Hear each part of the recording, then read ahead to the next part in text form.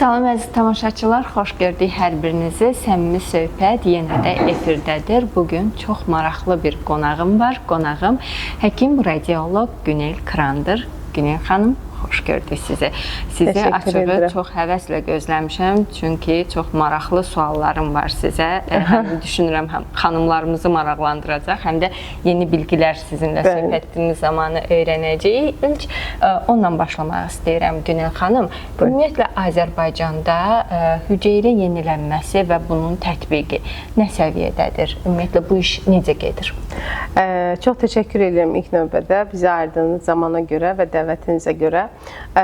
Bizim işimiz Qivomedikal üzərindən, fəaliyyətim oradan da bildiyiniz kimi, bu bizim özəl, şəxsi yerimizdir və oradakı fəaliyyət dairəmizin əsas məqsədi insanlara düzgün sağlamlığına uyğun olan və heç bir zərəri görmədən həm kosmetoloji, həm də estetik prosedurları təqdim etməkdir.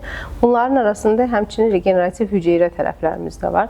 Azərbaycanda bildiyimiz kimi, ümumiyyətlə, genel olaraq dünyanı götürsək, hüceyrə tərəfindən inkişaf nisbi olaraq zəifdir, digər tərəflərə baxanda.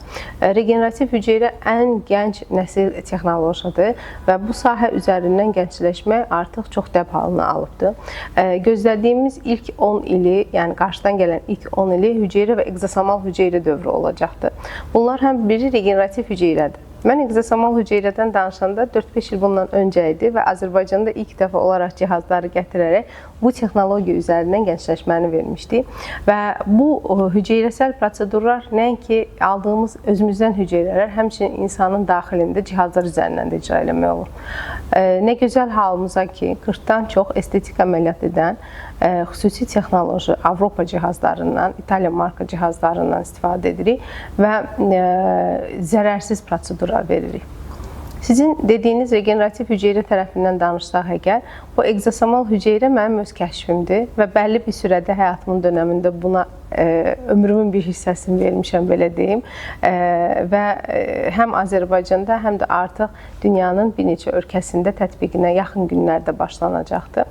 Belə ki, bu hüceyrələr həm diz oynağında, həm üzdə və dəri xəstəliklərinin bir neçə növündə istifadə olunur. Eyni zamanda ginekoloji, kosmetoloji, stomatoloji fəaliyyət dairələrində də istifadə etmək olar. İnsanın öz qanından aldığımız və yetişdirdiyimiz hüceyrələrlə həm gəncləşən, həm də hər hansı bir xəstəlik varsa aradan qaldırmaq olur. Hətta düşünürəm ki, gələcək zamanda kardioloji prosedurlarda, yəni kardioloji infarktdan sonra yaranan problemlərdə də istifadə etmək olar. Bu yerdə mənim özümün dosent olmam və radioloji cihazlar üzərindən eyni zamanda bir çox bu elmi araşdırmalarımın içində olduğuna görə hüceyrələrin insan orqanizminə təsir etdiyi qədər ikinci belə bir nə preparat, nə də başqa bir vasitə yoxdur. Günel xanım, hazırda cəmiyyətimizdə xanımlarımız o qədər botoks və dolğudan istifadə edirlər ki, artıq bir-birlərinə bənzəməyə başlayıblar.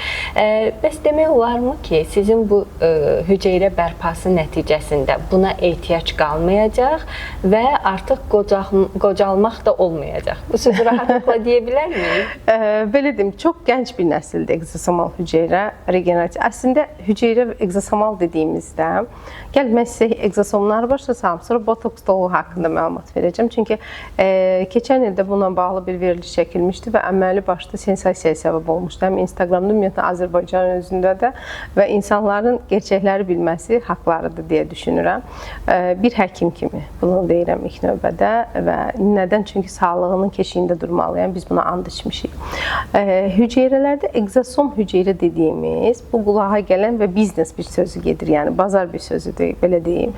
Bundan əlavə olaraq insan orqanizmində lizosomallar var, mitoxondriyalar var və digər hüceyrələr var ki, biz istifadə elədiyimiz, yəni mənim istifadə elədiyim otoloq mikroqraf üsulunda və eyni zamanda ekzosomal qan hüceyrəsi, eritrositlər kütlələrdə nəinki ekzosomlar, digər hüceyrə tiplərinə də biz istifadə edirik. Sadəcə o, insanların hal-hazırda başa düşdüyü ekzosomlardır. Nədən botoks və dolğu olmaz? Azərbaycanda ilk olaraq botoks və dolğunu öyrənən həkimlərdən biriyəm. Amma və yurt dışı təhsilliyəm bu arada qeyd edirəm və heç bir zaman bunu tətbiq etməmişəm. Nədən tətbiq eləməmişəm? Çünki hətta mən hocamla belə bir kavqam da, döyüşüm də olmuşdu ki, sən dedi, botoks dolğunu istifadə eləməsən, heç bir zaman kosmetoloji prosedur icra edə bilməzsən. Hayır dedim hocam, mən istifadə eləməyəcəm və öz biznesim və öz klinikamı yaradacağam. Ki dedim və elədim, çox şükürlər olsun Allahıma. Botoks zəhərli tərkib hissədir. Botulin toksinindən alınmış bəlli bir kütlədir və içərisində həqiqətən də insan orqanizminə, qan dövranına, sinir sisteminə, dəri və reseptorlara zərərli təsir göstərən botulin toksindir. Biz bilə-bilə bu botulin toksini insan orqanizminə yeridirik. Yeritmə nəticəsində nahiyədə dəri toxumaları öz fəaliyyətini durdururlar. Regenerasiya prosesləri burada ləngiyir, qidalanma prosesləri ləngiyir, nəticədə hüceyrə məhvinə gətirib çıxardır. Dolğu tərkibində bakterial hissəcikləri olan, amma yanında sanki gübrə gibi düşünün, içərisində gyaluronik asid və digər aktivləşdirici maddələrlə dəri altına tətbiq olunur. Bəlli bir dönəmdən sonra o bakterilər, o dolğudakı olan hissələr, tərkib hissələri yedikdən sonra, qidalandıqdan sonra insan öz dəri altındakı elastin toxumasına, gyaluronuna, kollageninə təsir göstərir.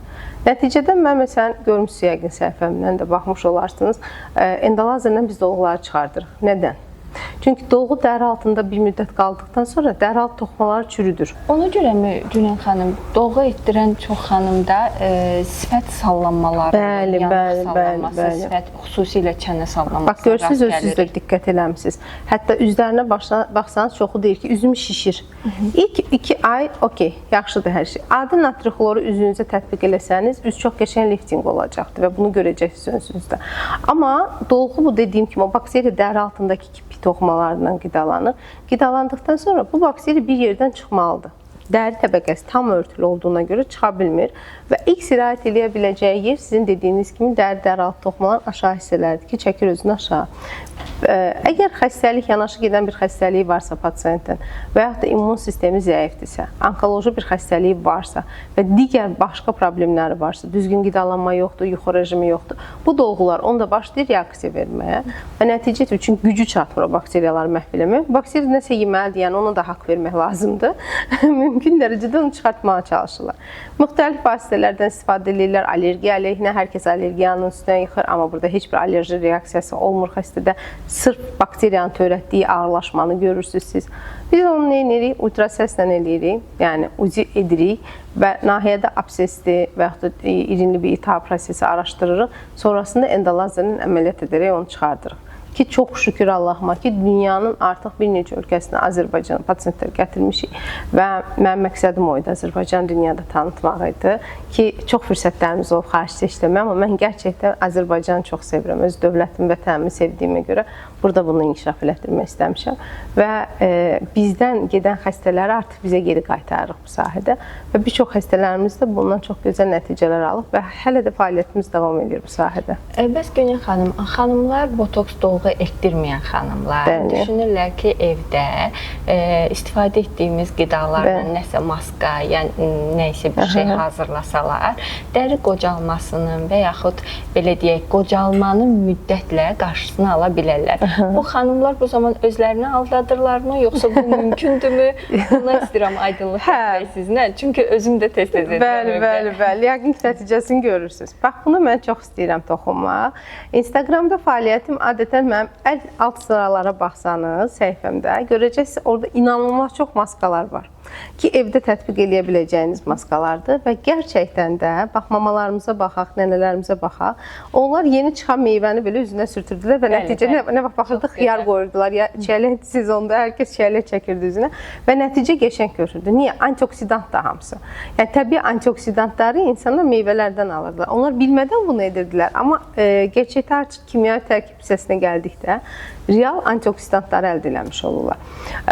Real evdə tətbiq elədiyimiz hər hansı bir maskalar və yaxud da özümüzün hazırladığımız kremlər və yaxud da məsələn hər hansı bir adi yumurta ilə düyünü qaynadıb bir smetan halına gətirib üzünüzə çəksəniz, inanılmaz sizin o istədiyiniz botoks dolğu effektini almış olacaqsınız.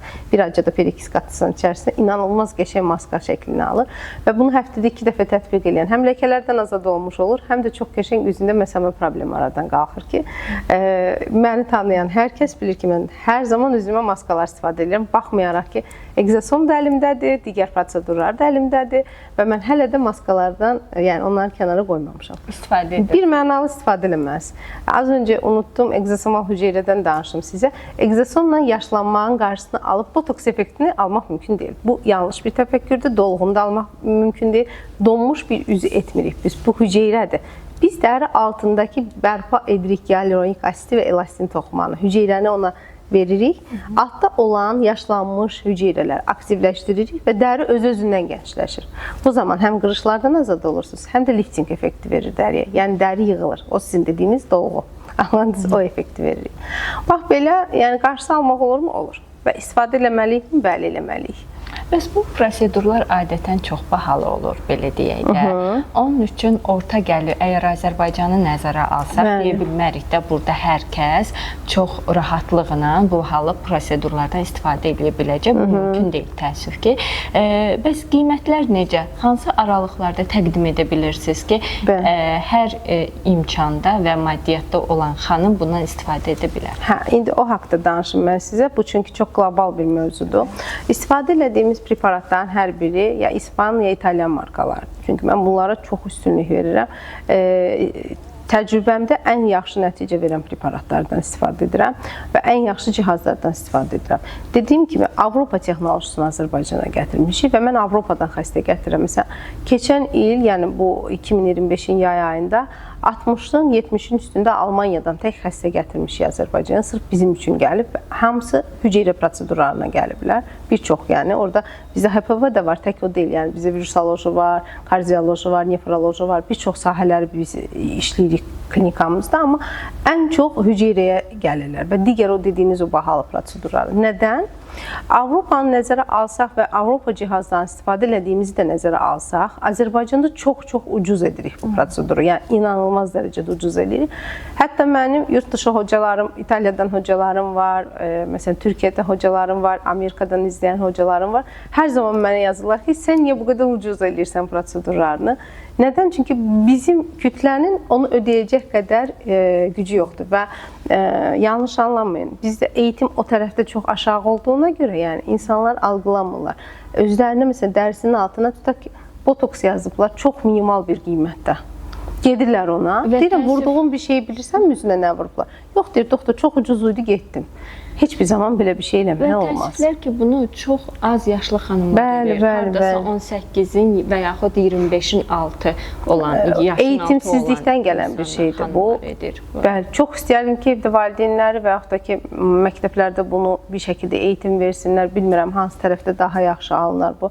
Əlbəttə ki, təhsilin olması bu çox önəmli bir faktordur və bu tərəfdən öyrədilməlidir. Yəni, zərərli nədirsə, bir də nə qədər çox şey ki, reklam edirlər, o şeydən uzaq dursa daha yaxşıdır hər kəs. Və siz HPV-dən danışdınız. Azərbaycanda ümumiyyətlə bütün dünyada mən bildiyimcə HPV-nin müalicəsi yoxdur deyə bir qəlib vardı. Bu HPV-nin müalicəsində hansı HPV-lər müalicə edilməlidir, müalicə edilə bilir? Yəni ümumiyyətlə yaxalı qurtara bilərsən bu virusdan. Hansılar edilə bilməz? Bunlar daimidir. Sadəcə necə deyim, nəzarət altına alına bilər. HPV human papillom virus deyilən virus növüdür. Bu mənim elmi işimin bir hissəsidir. Human papillom virusun 250-dən çox növü var. Və mən ən aşağı deyərdim ki, 8-9 ildən çox ömrümün, bu düşünün ki, 15 illik həkim fəaliyyətim varsa, 8 il nə qədər deməkdir, yarısına qədərdir. Və human papillom virusun həm inkişafını, müalicəsini, tətbiqini, xəstəlikdən azad olması, bu kimi digər faktorlarına sərf eləmişəm. Və özəl olaraq sırf papilloma virusu aradan qaldırmaq üçün həm cihazı gətirmişik, həm də eyni zamanda bunun tam müalicə olunub, aradan qalxması üçün lazım olunan müalicə sxemasını tətbiq edirik. Bunun biz fərqli 3 ölkədən gətirmişik. Yəni, bir xəstəliyin müalicəsini fərqli 3 tərəfdən algılayırıq. Nədən? Nədəni sizə aşkar deyim. Human papillom virus çox qarışıq bir virusdur. Bizim laborator, tək bizim yox, dünyanın hər yerində bunun ancaq və ancaq 18 və 25 dənə növünü aşkarlaya bilirlər. Xəstəlik 250 növü var və bu çox kanserojen bir xəstəlikdir. Yəni, biz ona ət xalı kimi baxırıq, bən kimi baxırıq, məsələn, bədənimizdə hər hansı bir yerində, ən çox da cinsel orqanlar qadınlarda bu çox önəmli bir faktordur. İnanılmaz dərəcədə elmi işim uşaqlıq boynu xərçənginin radioloji əsaslarıdır. Nədən uşaqlıq boynu xərçənginin onkologiyanı yazan bir həkim kimi deyirəm mən? Daha çox qadınlarda rast gəlinən, doğuş yollarından uşaqlarına belə keçən və anında virusla yoluxan bir xəstəlikdir. Yəni bu heç bir şəkildə gözün yaşına baxmır. Düşünün koronavirus kimi. Bu da həmən keçici bir xəstəlikdir. Və qadınlarda bir dönəmdən sonra əgər uşaqlıq boynunda hər hansı bir problemlər və xəstəliklər varsa, uşaqlıq yollarında infeksiyon xəstəliklər varsa, bəlli bir sürədən yaşına baxmır. Yəni gənc yaşından tutmuş, yaşlı xanımlara qədər gedir bu. Xəstəlik həmən kansera çevrilir. Yəni həmən kansera çevrilir və uşaqlıq boynu xərçənginə çevrilmiş bir gənc qadın artıq həm analıqdan, yəni ikincili analıqdan məhrum olur. Hətta elə olur ki, bunlar məsələn heç ana olmamış da bu xəstəliyə yoluxurlar. Bir də burada balaca bir faktora istəyirəm toxunmaq, çünki xəstələrimdən gəlir və mən bunu gerçəkdən deməyə çalışıram. Xəstəlik qadınlar mı yoluxdurur, yoxsa kişilər mi yoluxdurur? Daşıyıcısı kişilərdir. Ona görə mütləq şəkildə bəylər gerçəkdən diqqət eləməlidirlər bu mövzuda. Evdə xanımlar və eyni zamanda qız uşaqları erkən xəstələnirlər və onlarda da, kişilərdə də xərçəngə çevrilir cinsəl orqanda, amma qadınlarda daha sürətli çevrilir və biz bunu izləmələrdə götürürük. Çünki bir qadın bir ay müddətində 8 sikldan keçir və bu hər 8 sikldan keçdikcə bunun immun sistemi dəyişir, immunodepressiv vəziyyətə düşə bilər və həmin anda bu xəstəlik çox geniş şəkildə özünü göstərir. Nəinki ginekoloji və qadınsal orqanlarından məhrum olur, eyni zamanda bağırsaqları və daha sürətli şəkildə qaraciyərə metastaz verir və nəticədə bütün həyatını məhv eləmiş olur. Ona görə mütləq şəkildə bu biraz qorxunc görsənsə də mən bunu tətbiq elədiyim halda və xəstədə çox gördüyümə görə bir çox xəstələri geri qaytara bilmişik, amma ağırlaşmış 3-cü, 4-cü dərəcədə gəldiklərini artıq həyatlarını itirmiş xanımlarımız da var arasında. Müalicəsini istəyirəm. Buna bağlı biz maarifləndirici bir çox tədbirlər eləmişik.